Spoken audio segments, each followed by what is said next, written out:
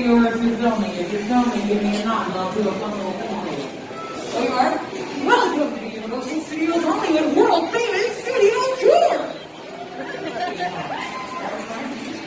Everybody that we're leaving behind, because we're about to head on out into the movie studio where famous people actually come to work here every day. One of those people is right here. His name is Jimmy Fallon. Everybody say hi, Jimmy. Welcome to the Universal Studio Tour. I'm Jimmy Fallon. I'll be making sure that you get through this experience in one piece. You've got the very best guide. The incredible Donald. And the greatest driver. The fabulous Natalie. They're the best. I love them. Even though The incredible Donald owes me $5. I know you guys are excited to get on the tour, but first, a few safety rules. Yes, because we are on a moving vehicle, we do have some safety rules to go over. First, if you need guest assistance or if you have a medical emergency of any kind, or if you drop something of value off the side of the tram, or if we have any sound or video problems, reach up and pull that red emergency cord. It runs down the center of the tram ceiling, and I will be back to assist you as soon as it's safe for us to do so. Otherwise, during the entire tour, please stay seated. Keep your arms and legs inside the vehicle at all times. Remember to use that red cord above your head if you need assistance. The studio is private property, and if at any time during the tour you drop your phone and you just can't wait to use the restroom, pull the cord and remain seated. And please, no smoking of any kind during the tour. Be prepared. The tour today features loud noises, sudden tram movements, fire effects, and water effects. You'll want to have your cameras out for great photo opportunities, but please keep an eye on them so that they don't get wet. And finally, for your safety and for the safety of those around you, please do not use selfie sticks. And remember to keep those masks over your nose and mouth at all times. And that's it for our safety rules. We're now heading down into the front lot of the studio. Along the way, we're passing by the Universal timeline made up of giant movie posters on each side of the vehicle. They trace our history here at Universal from the very first movie we made on the lot back in the year 1914 up to some more current hits. Universal is a city. We have our own sheriff's station here on the lot. And if you look over here off to the right side, you can see we even have our own fire station. Fire Station 51 got that number designation 51 from a TV series we did on our lot back in the 1970s. It was called Emergency. And now as we head deep into the studio, we're arriving at the front lot area. The studio is broken into two major parts, front lot and back lot. Front lot is the nerve center of Universal. It's where we have our corporate offices, many of our sound stages, and our post-production facilities. Coming up over here on the left side is stage number 12. This is the largest single sound stage on the lot. And inside this stage, we created some of the biggest sets in Universal history, like Frankenstein's Laboratory and Dracula's Castle. It's also where we built the mansion for the film Scarface. It's where we shot the clock tower sequence in Back to the Future. It housed the Visitor Center in Jurassic Park, Whoville for Dr. Seuss's Hollywood Stole Christmas, and also a resort in the movie Couples Retreat. Here in the front lot, we have many of our sound stages. You can see some of them over here off to the left-hand side. Stages 19 and 20 were used for the second season of Dirty John, the Betty Broderick story. And coming up, we have stages 16 and 17. Formerly the home of Superstore. This is where we have the interior of the Cloud 9 Superstore. But now 16 and 17 are being used for the second season of Saved by the Bell. Also in the front lot is stage number 1. Today, stage number 1 is being prepared for a game show, but it usually houses the set for the Kelly Clarkson show, starring Kelly Clarkson. If you take a look over here off to the left side, you will see some production trailers. We also have dressing trailers, and we have wardrobe trailers. You can see some of the wardrobe hanging out there on racks. That's for the cast of Saved by the Bell. Saved by the Bell not only films over there in 16 and 17, but over here in stage number 21. So all of the vehicles that you see out here are production vehicles that support what's going on inside stage 21. So that you'll see lighting equipment and grip equipment in there. You'll also see costumes and might even see some cast members milling around, although it is the end of their day. Stage 21 was also used to house mission control for the Ron Howard movie Apollo 13. It held the interior of the Palace of Genovia for Disney's Princess Diaries 2 Royal Engagement, and it's where we built the throne room set for the film Snow White and the Huntsman. Over here, off to the right, we have stages 41 and 42. 41 and 42 were used for the second season of Mr. Mayor, starring Ted Danson. Ted Danson is no stranger to the Universal lot. He was here for CSI, Crime Scene Investigation, also for The Good Place. A lot of different television shows have been filmed in these stages over the years. Take a look at your screens, see if you recognize any of these titles.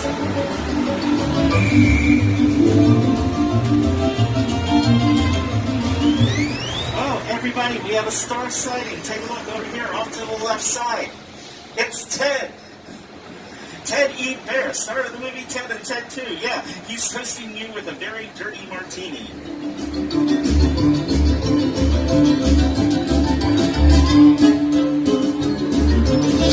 On the right is stage 44, currently being used for the television series Good Girls. And then if you look over here, off to the left, Ted is standing in front of what we call production bungalows.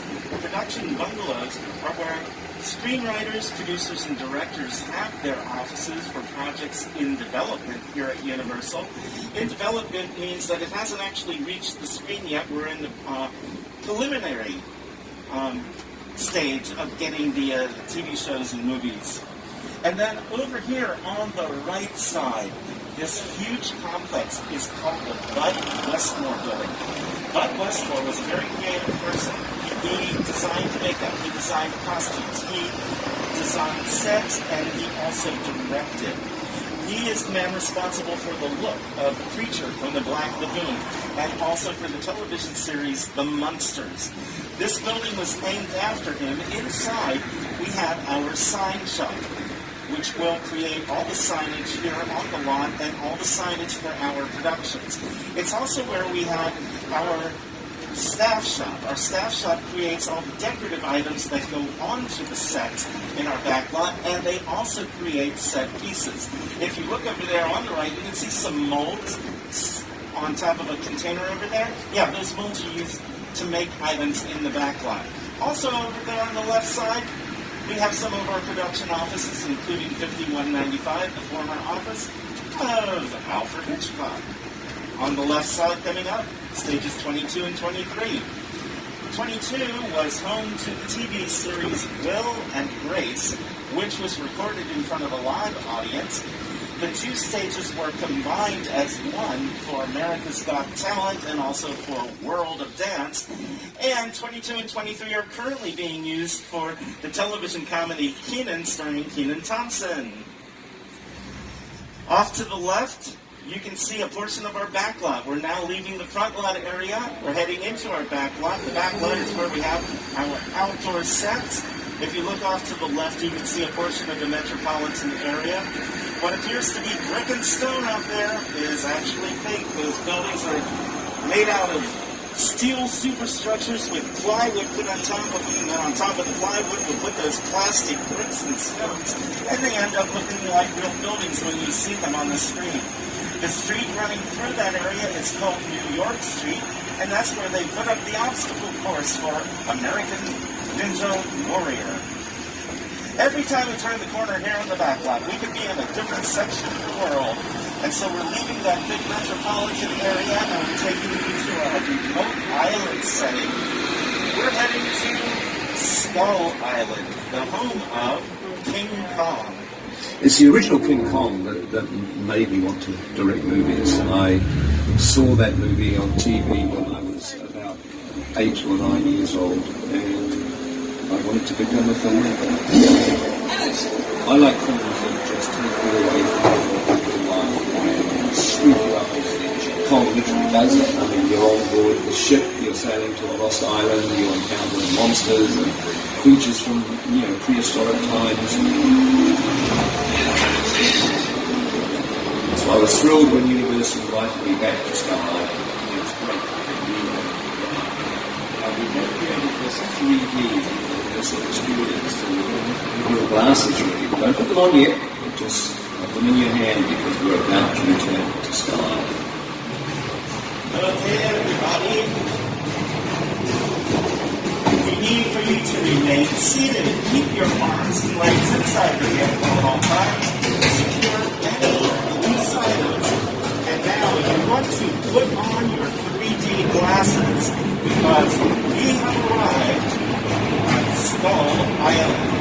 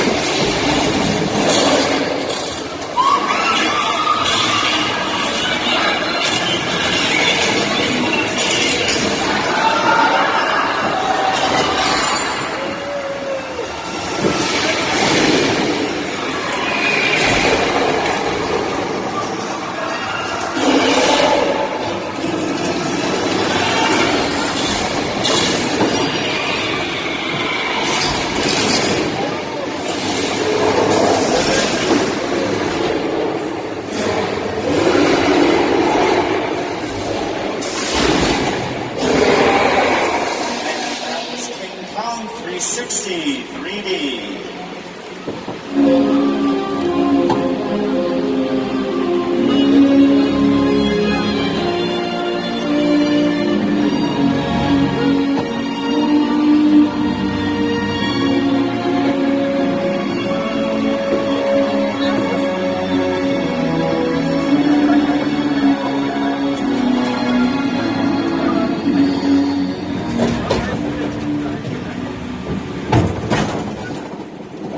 Want to hold on to those 3D glasses, everybody. You will need those a little bit later on during the tour.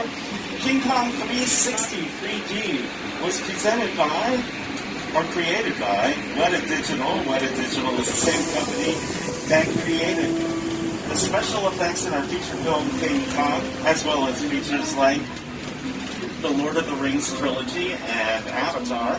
It was presented on screens that are 40 feet tall and 180 feet long. With a project like the studio tour, the audience is in the middle of the environment. They're looking in all directions. There's creatures coming at them. They're seeing Kong from this side and T-Rexes from the other side. Working on a movie, we always know where people are looking. They're looking straight ahead. They're looking at the shot that we're working on. Here you have to take into account that people are looking in all directions. Also, one of the things about this ride, unlike the movies that we're used to working on, there's no cuts because it's one giant shot. This tram that's driving along through Skull Island is where the camera's from. This ring represents where the screen is 10 meters away. We're really creating about 50 minutes of a feature film. That amount of visual information, that number of pixels, and presenting them to the audience, it's a hell of a ride. And I'm sure you remember seeing the T-Rexes when we were inside King Kong 360 3D. The one that you're looking at took a section of the tram and pulled it off of the track. The section of the tram that you saw was a real photograph of one of our tram cars. And what you saw on the screen is then called a picture car. A picture car is any vehicle that's used in front of the camera. So get your cameras out and ready. Coming up over here off to the left-hand side, We will have picture cars that you may recognize from movies and TV shows. We're not talking about those down there in the parking lot. We're talking about those coming up over here. The first one will be KITT, the talking car, from the reboot of the television series Knight Rider from the year 2008. And next to it is one of Magnum P.I.'s Ferraris. But I want you to look closely at that Ferrari, everybody. It's not a real Ferrari at all. It's a fake. We call it a faux Rari. It's made out of plastic and it was used for stunt shots. Next to that, we have Biff's black convertible from the film Back to the Future, followed by futuristic vehicles from the movie Back to the Future 2. We also have a few Stone Age vehicles from the movie The Flintstones, and we simply cannot talk about cars without speaking about our Fast and Furious films. By the way, F9 is going to be in theaters on June 25th. Also on the left side, we've got the gyrosphere from Jurassic World. Notice that there's no glass around the gyrosphere. The glass never existed. It was put in with the magic of computer-generated imagery. And we also have a tank from the set of Transformers. That tank has no motor in it. In order for that tank to move, you have to attach a cable to it and then attach the cable to a truck and have it towed. We're in an area right now that we call the wilderness. We have a huge wooded area here on our back lot. And it comes in handy, especially when we want to create scenes that take place, oh, maybe even in a tropical rainforest, like the film Jurassic Park and Lost World Jurassic Park and Jurassic Park 3. Get your cameras ready because coming up on each side of the vehicle, we have props from those 3 movies. Welcome to Jurassic Park.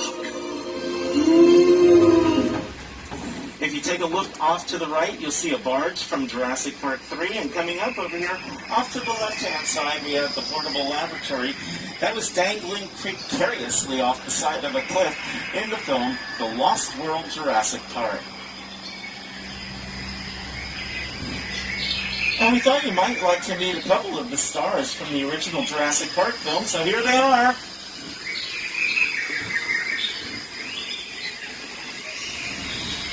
Yep, meet the cute, cuddly Dilophosauruses. Dilophosauruses with spit toxic fluid into your eyes to blind you. And then they would devour you. And then over there off to the left, yeah, you saw the Spinosaurus from Jurassic Park 3. Wait till you see him when we turn the corner. He's really only half a saurus. The roadway that we're traveling on right now, this is originally an access road. Before we had our studio tours, all of the sets were connected by way of these access roads, and this access road served double duty. You saw it in a movie called Spartacus. This was the Appian Way. In Spartacus, the Appian Way led to Rome, but here on our back lot, it leads to Old Mexico. This is a great time of day to see this demonstration here, folks. We're going to show you how we create a thunderstorm on a clear day. First, you put a filter over the lens of the camera. It makes it appear darker out here. We add in the thunder and lightning effects, and then we'll turn on the water and make it rain. If you look above the set, you'll see that we've got sprinklers up there. The water shoots upward first, and then it falls down like natural rain. It's difficult for the camera to see rain because water is transparent and raindrops are really small. So we have to make our raindrops a whole lot bigger than regular raindrops. We also have to add in some creative lighting so that the raindrops reflect the light, and that way the camera can see that. If we get too much rain here in Southern California, we're going to get a calamity like maybe a mudslide or a flash flood.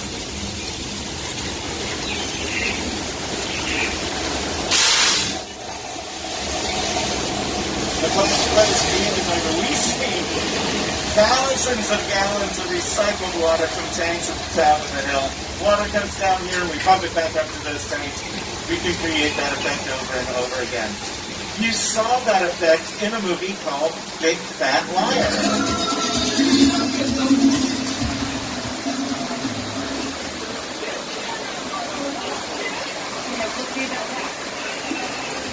And that's called behind, and here comes the water. The area of Old Mexico that we're driving through right now, Jones in the Kingdom of the Crystal Skull. You also saw it in TV shows such as Simon and Simon, and also Community, as well as The Mentalist. But now we're leaving Old Mexico. Looks like we're in the Old West. The livery stable over there off to the right side, that's a real livery stable. That's where we house our livestock whenever we're working with livestock here on the lots. And they have their own little hotel right here in Six Points, Texas. And Six Points got its name from the 6 roads that converge right here in the center section of town.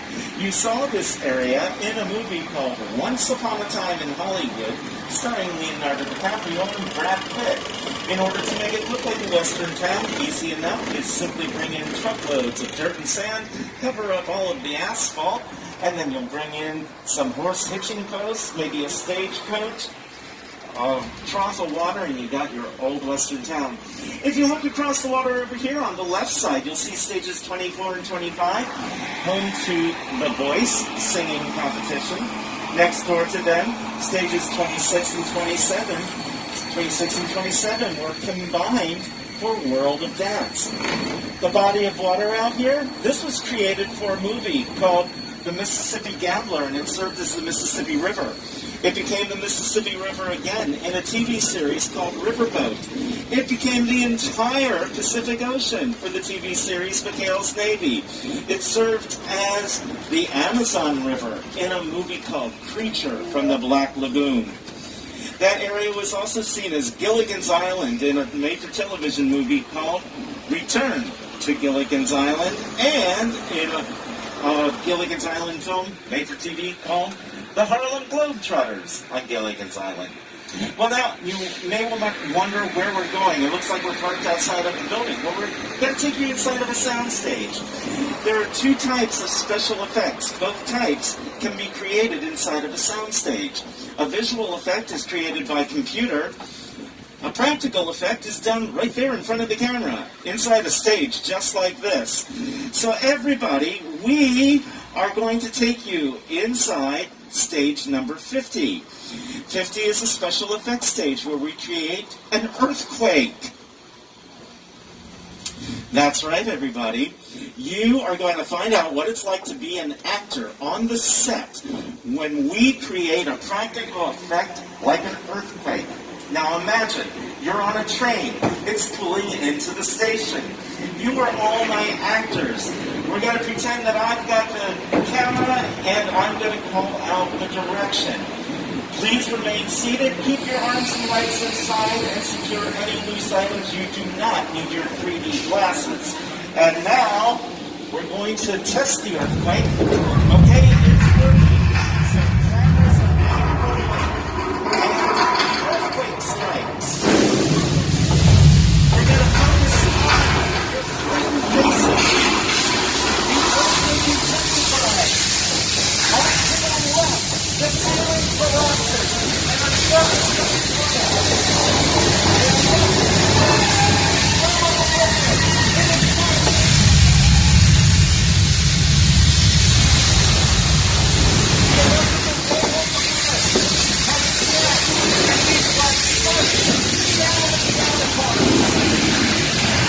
the concrete is buckling. The glass lines are breaking.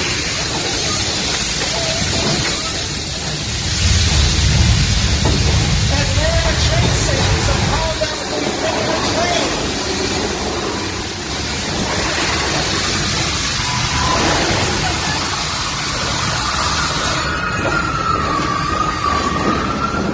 And now we're going to take a dramatic pause.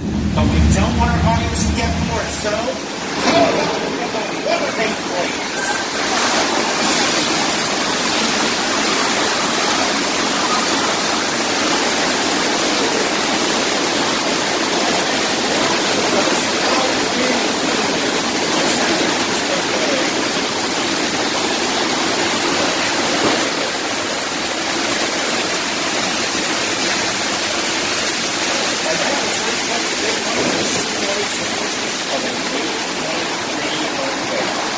If we were really doing We would have to do that over and over and over again. We reset everything, pull back into the station, and we do it over and over again because when you shoot a movie, it's with one camera. So you have to shoot from different angles, which means we have to experience that earthquake over and over and over again. Okay, folks, our tour is approximately at the halfway mark, so I just want to remind everybody to stay seated for the rest of the tour. The studio is private property, and if you drop your phone and just can't wait to use the restroom, pull the red cord, and I'll be back to assist you, but do remain seated, and remember to keep those masks up and covering your nose and mouth at all times. Well, after all that excitement of the 8.3 earthquake, how about if we calm things down just a little bit and take you up to the east coast of the United States and the seaside community of Amity Island. Back in 1975, the residents of Amity Island were terrorized by a 25-foot-long great white shark that they called Jaws. Well, back in 75, they got rid of the shark by blowing it up. But we've been told that there's another shark menacing the waters out there. So we sent a police diver out to investigate. And look at that, everybody. I see a fin. And our police... Hey, yo, guy, get back into your shark-proof cage. Oh, this does not look good.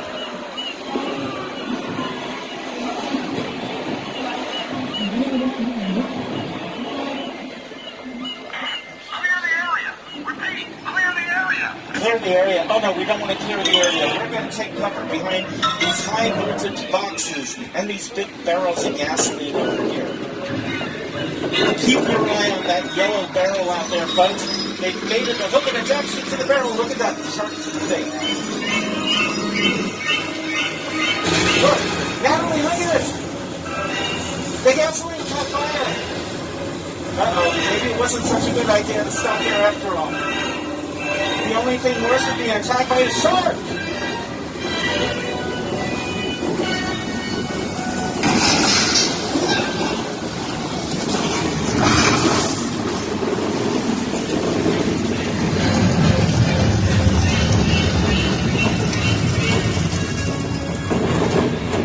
Okay, and I know what you're thinking. You're saying, how did that shark scare anybody?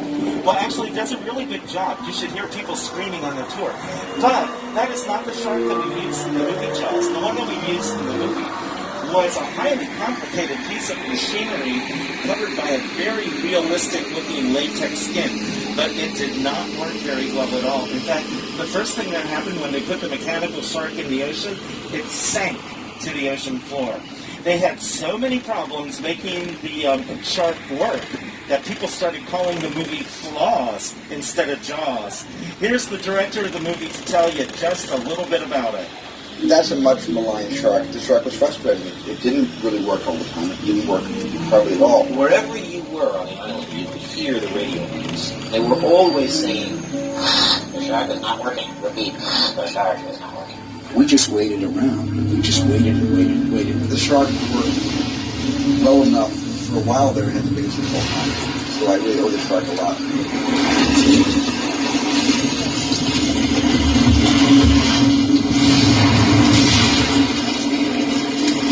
And if you look across the water and you look at that little village, that was not Amity Island. But if it looks familiar to you, could be because you recognize it as Cabot Cove, Maine from Murder, She Wrote.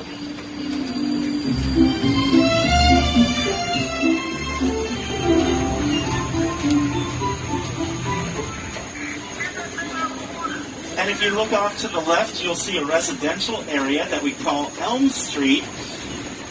And then over here, off to the right-hand side, we have a Victorian-style house. This house was created for a movie called The Best Little Whorehouse in Texas, which starred Dolly Parton and Burt Reynolds. It's what we call a practical set. That means it has an interior and an exterior designed for filming. But then if you take a look at the house coming up over here, off to the left-hand side, this kind of putty-colored house, this is called a facade. A facade only has three sides, the front and then the two sides. There's nothing behind it. If If we want an interior for that house, it has to be built inside one of our sound stages. That house was the House of the Seven Gables in a movie called House of the Seven Gables. We're now in another portion of our wilderness. If you look off to the left, you can see hiking and running trails up there. A little bit beyond the hiking and running trails, we have a deep forest that's suitable for campground sets. If any of you are familiar with a TV series called CSI, Crime Scene Investigation, it took place in Las Vegas, Nevada, but it was filmed right here on the Universal lot. Many times they had to go out into wooded areas to investigate dead bodies. Those dead bodies were found over there, off to the left side. And a little bit earlier, those of you on the left side got a close-up view of some of our picture cars. Well, now it's time for those of you on the right side to get a close-up view. Get your cameras ready. Over there, off to the right side, we've got Mr. Bean's green car from Mr. Bean's Holiday. We've got the yellow roadster that was seen in the movie American Graffiti. The Smith's piano service truck was seen in Oh Brother, Where Art Thou? And then that Duesenberg was from the film The Mummy Returns. Mummy Returns was a very scary film. And speaking of scary movies, it doesn't get scarier than this one. If you look off to the right, you can see the Bates Motel, and up there, on the hill overlooking the Bates Motel, is the original Psycho house. Psycho was one of Alfred Hitchcock's biggest hits. It was also a very, very scary film. As we approach the Psycho house, get your cameras ready. You may see Mother is still rocking in her chair up there on the second floor.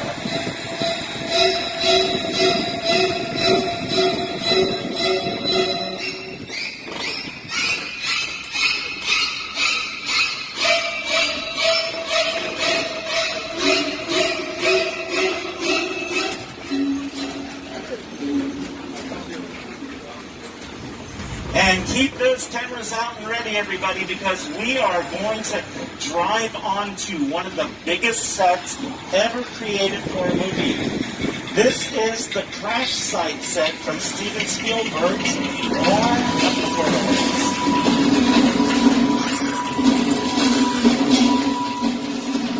One of the most frequently asked questions on our studio tour is whether or not this is a real airplane. Yes, indeed it was. This was a Boeing 747 that was torn apart just for the movie. And here is the production designer and director of War of the Worlds to tell you about it.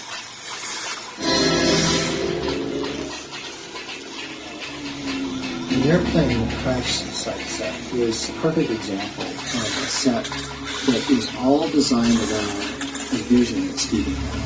You sit down to talk about the War of the Worlds. That problem, what if the 747 goes down right in a big neighborhood? Because it's just something you don't see. You're doing good. You're doing good. Listen to me. Listen to me. Listen, I want you to close your eyes, okay? Now close.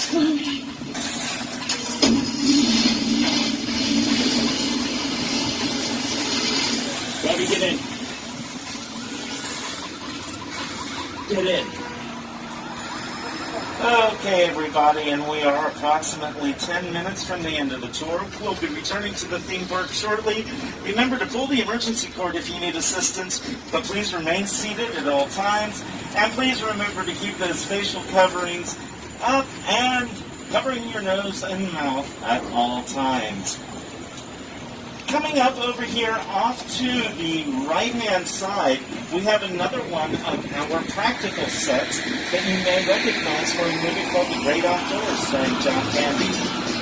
The Log Cabin is another practical set, has an interior and an exterior designed for filming. Out in the distance, you can see a very large blue backdrop. The backdrop is standing in front of a concrete area, which is really a basin that holds water. When we add wave makers to the water in the basin, it will look like the open ocean, or in the case of Sully, it will look like the Hudson River. Evacuate. So that airplane was out there in the water. The people are real, the airplane is real, the escape slides are real. What's not real is the background. That background was put in with the magic of computer-generated imagery. Well, you may be wondering why we're taking you into this garage over here, folks. Truth is, there's been some criminal activity going on in the area. A man by the name of Owen Shaw is searching for somebody who witnessed one of his crimes. So we're coming in here to await further instructions. Let's see if we can find anybody to help us out. Hello? Anybody here? His name is Roman Pierce. He's the matron. My buddy Hobbs asked us to stash you in Shaw for a while. So we brought you in our secret spot. Alright, look guys, we're gonna keep Shaw from finding you, but to keep you safe, we need your help. We don't want the syndicate tracking us here, so put away your cameras and turn off your cell phones. One flash or one ringtone could give us away. I need y'all to take this real serious. Okay, go on to the next phase and we'll meet you in there. Okay, you heard what Buddy said. You want to silence those cell phones. We're going into an area that's notorious for after-hours parties. If we see anybody around, we want to keep a low profile. Looks like last night's party is still going on. Again, everybody, we want to maintain a low profile. Just please remain seated. Everybody out! Get me out! Turn that music off!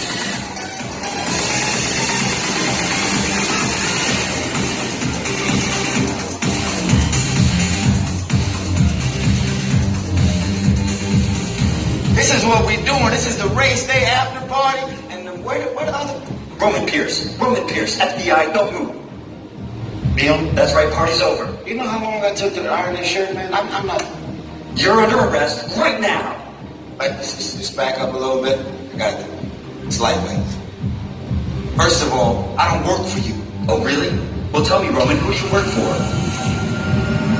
We don't work for nobody. Cop, I suggest you clear out of here, otherwise we can't guarantee your safety. Guarantee my safety? I'm the one holding the gun. Yeah, but mine's a whole lot bigger than yours. Escort this novice out. Let's go, Cookie Puss. You got an ugly suit on, man. It's cheap. Somebody out there really pissed off Shaw. It's gonna get ugly fast. Yeah, don't worry. Lucky for you, our whole family will protect you. Are you kidding me, Roman? You didn't shut off your phone, bro? I gotta call you back. I'm in the middle of something. See what I'm talking about? Call you back. It was on vibrate. Shaw traced us. Ops can't hold him forever. Letty, Roman, we're up. Driver, move that vehicle. It's about to get real interesting. When Mona Lisa's all warmed up right next door. Roman, grab your truck. I need you and Letty ready to roll. Please remain seated at all times. Keep your arms and legs inside the vehicle. Secure any loose items. And you want to put on your 3D glasses to protect your eyes. We may have to get out of here quickly, everybody. So again, please remain seated.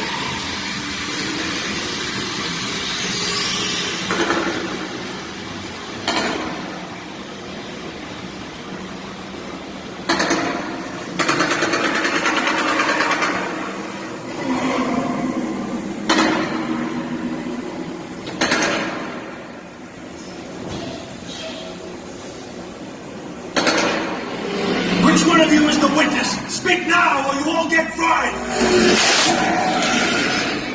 This is our turn. After them!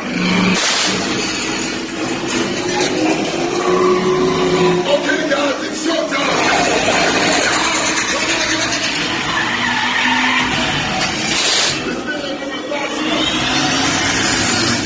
Letty, hook him up!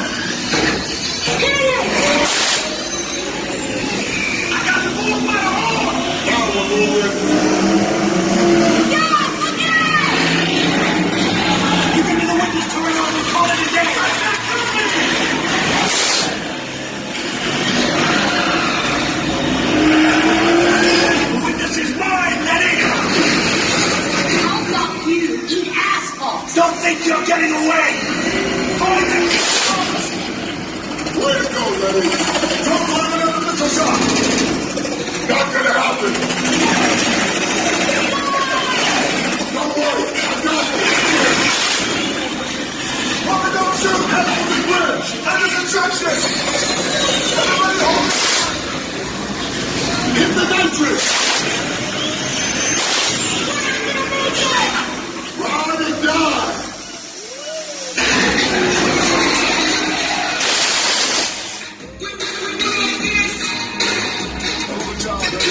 Protected the witness and you can resume breathing. You know it's crazy out there. You gotta throw a You know, my Mona Lisa got messed up a little bit, but it's all good. We got through it. Y'all held us down. Appreciate it. They say the good in the family is strong leaders. You gotta keep it up. I'm working to train off food anytime.